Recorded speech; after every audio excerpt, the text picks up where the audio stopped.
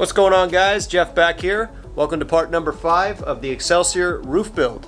When we last left off in part number 4, we had just finished sanding down the entire roof and identifying a lot of the bubbles, at least the bigger bubbles that were left in there after the first fiberglassing process. And I went ahead and got all of those extracted, got them filled, and as you can see, we have gone ahead and added some additional fiberglass. We actually ended up doing 6 additional layers of fiberglass and epoxy resin on the top here. So I am very, very confident that this is a great, strong finish at this time, and we're now ready to move into our refinement. Now, refinement is going to entail more sanding, of course. Sanding is going to be the majority of the refinement stage. I love that part because this is where we finally start to see the final shape start coming to life on this thing. We're going to be putting in all of our sharp lines. All of our primary shapes are going to be really dialed in, and it's going to look beautiful at the end of it. But I also hate this part because it is by far the messiest part of the whole project. It is a lot of doing the same thing over and over and over again. So a lot of sanding, a lot of filling, and then sanding more and filling more, just over and over and over again. And really, depending on the complexity of the project, it can just go on and on and on to the point where it drives you nuts a little bit. But thankfully, because this is a pretty simple shape that we're working with here, I don't expect that the refinement is going to be that much of a pain on this thing. So that's what this video is primarily going to be about, is just getting started with refinement. We of course got to sand the whole thing back down again. We have a couple of lines to tighten up. In particular, these lines right here that are connecting the main hump sections to the center of the roof. These need to be tightened up a lot with all of the fiberglass layers that we've done, and the resin, of course. This has rounded out quite a bit, and we want to make sure that we maintain that very sharp, almost katana blade type of look that we put into the new design after we redesigned the shape. That is what is going to, again, make sure that the design of the roof here matches the design aesthetic of the rest of the kit. So we definitely have to make sure that we're putting those sharp lines back in there in this section. And then, of course, on the main hump sections here, we just need this nice, consistent, smooth shape. We want to eliminate all of the waviness, all of the unevenness, and that is, again, just going to happen through sanding and filling over and over and over again. So I don't expect, in all transparency, I don't expect that this video is going to be terribly exciting, and I do apologize about that, but that is just the nature of this, and this is probably one of the main reasons why I typically don't record my work, is because a lot of it is just very monotonous. It's boring. It's the same thing over and over again. It takes a long time. But so many of you guys have asked me to record my work more so you can see exactly how it is that I go about doing this kind of thing, and so that is what we're doing here. I appreciate all of you who have been following this build progress. I know it hasn't been terribly exciting, but hope you guys are enjoying it. If you're hanging on with me, thank you so much. So I'm going to go ahead and get started, get the DA out, and just start the sanding process on this. My first aim, my first goal is to get all of the major buildups of resin, the major little hills and valleys and things like that, all evened out in the sanding process. And then eventually we are going to end up taking this thing and popping it off of the roof, pulling all of the clay out underneath, and then we'll be putting it back on the car and continuing our refinement. So should be a little bit of action in this one at least, but feel free to skip around until you get something that tickles your fancy. Alright, so I'm going to go ahead and get started. Alright, and just like that, we are back, and I've gotten all of the major sanding done on the new fiberglass application that we did. Got a really nice, clean, smooth surface. This is essentially what the shape is going to be, but we are going to end up doing some filling work just to make sure we have all of our lines exactly where we want. But as far as size, this is pretty much what we're working with right here, and it's looking really good and feeling really good. I made sure to tighten up these lines as best I could in the fiberglass on the inside there, and then, as I said, we'll use the filler to just sharpen them up and finish them up. I also made sure to take down a lot of the resin that wanted to pool in the back area and in the front areas right here where the roof slopes down. In those areas, I made sure to get those areas nice and even with everything else, and we're looking really good. So at this point, we are ready to go in with the body filler. I really wanted to minimize body filler as much as possible, and that's why I did so many fiberglass layers, because I really wanted 90% or 95% of the shape in just pure fiberglass. And that way we can minimize body filler, because as many of you guys may know, body filler gets heavy really quick. If you overdo it with the body filler, it can become, you know, more trouble than it's worth. So wanted to avoid that. So we're gonna be 95% fiberglass on this and 5% filler, which is gonna be awesome. But that's where we're at for now. I went ahead and took my little shop vac and I shop vacked out all of the little mini pinholes that are still present in the roof. That way there's no dust, no fiberglass dust or any residue hiding in those little pinholes that will not be filled if they have dust in them. So everything is all swept out and it's all ready to go. So now I'm going to go in with the body filler.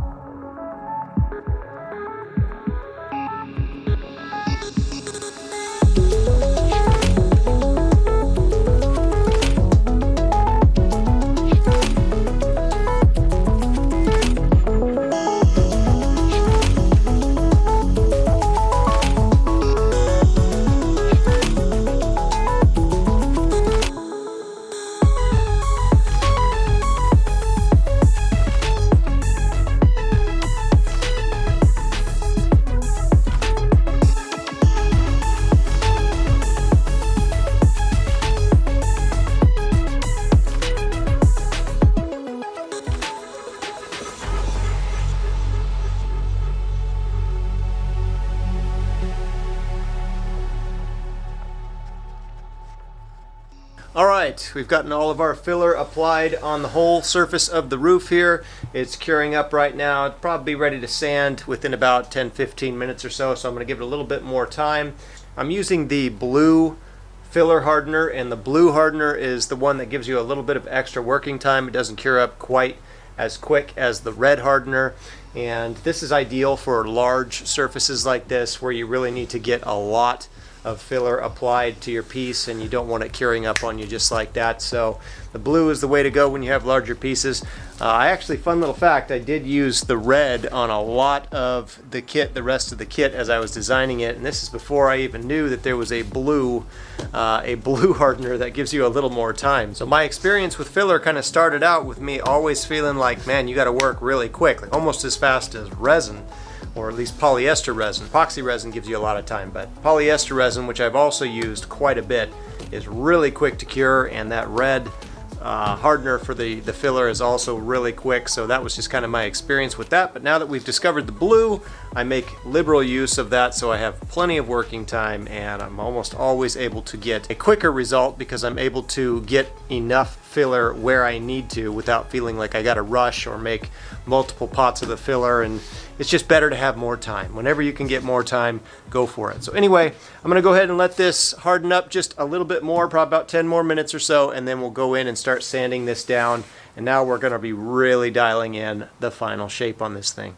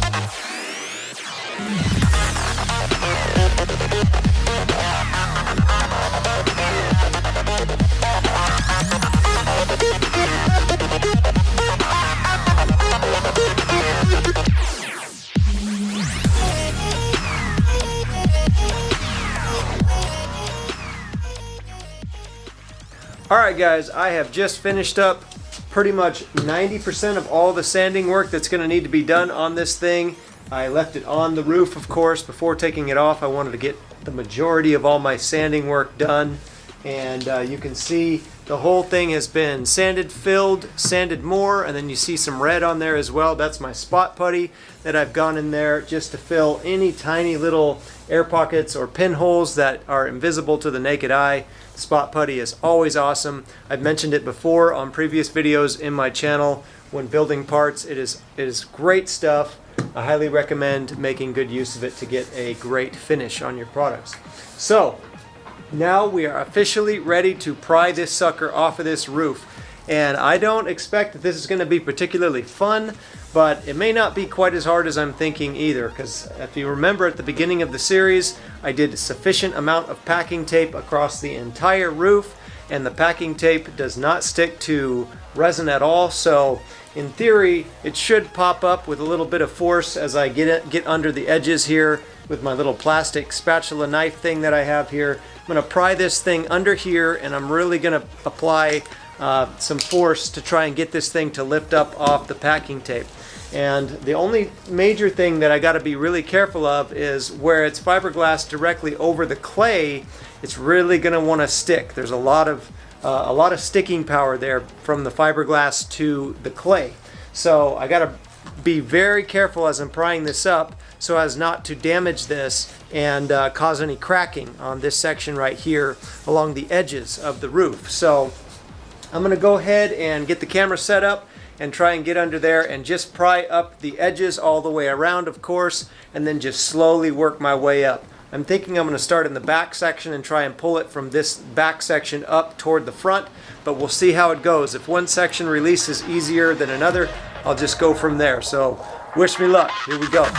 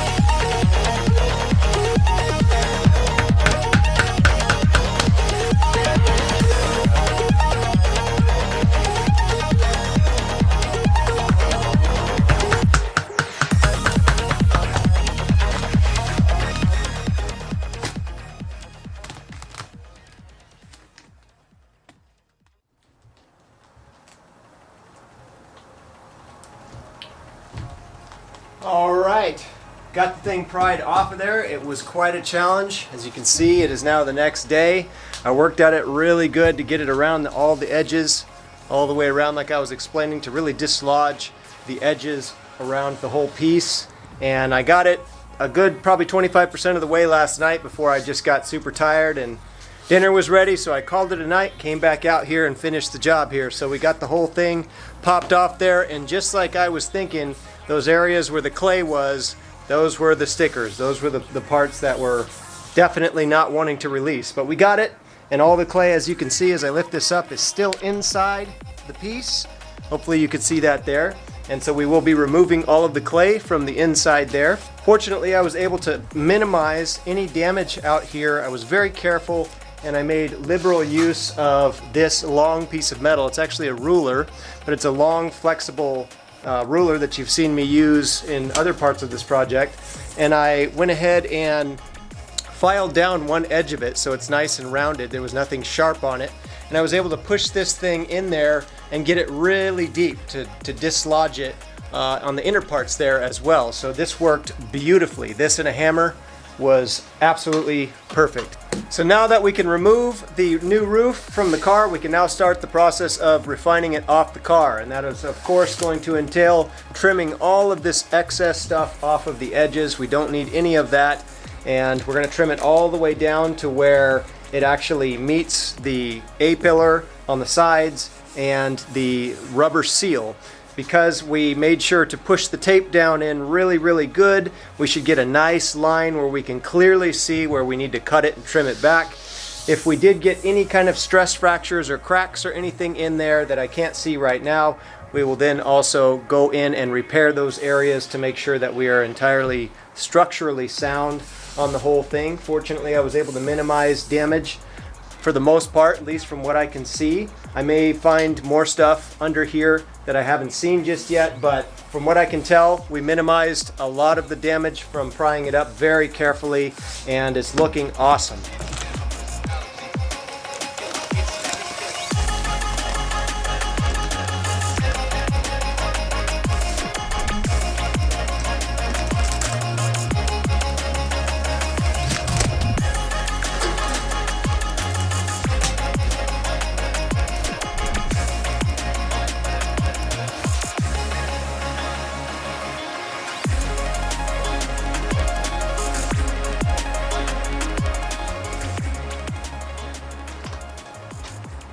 Alright, so here it is.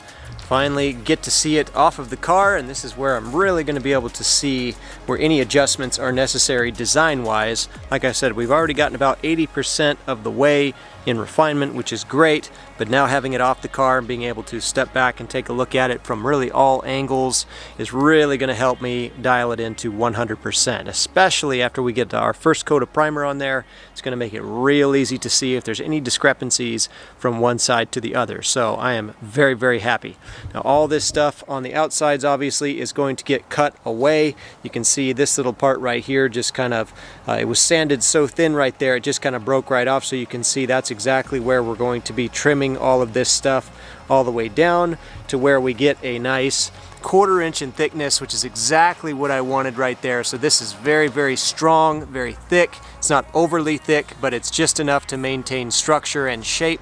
So we are perfect there, and I'm going to be able to follow that line as it molded into the little recess from the roof to the A-pillar perfectly. I will follow that line along the sides, then obviously on the back where the line came up to in the back, I will also see that line to be able to trim away in the back. And in the front where the rubber seal is at the windshield, I'll also be able to follow that line to trim away in the front. So that's going to do it for part number 5. Thank you so much for watching. Stay tuned for part number 6. It is coming right up. I'm going to get started on it right now, just as soon as I finish this clip right here. We're going to get into making our cuts and removing the clay from the bottom of this thing. So thank you so much. Stay tuned. Next part's going to come up ASAP. Peace out and God bless.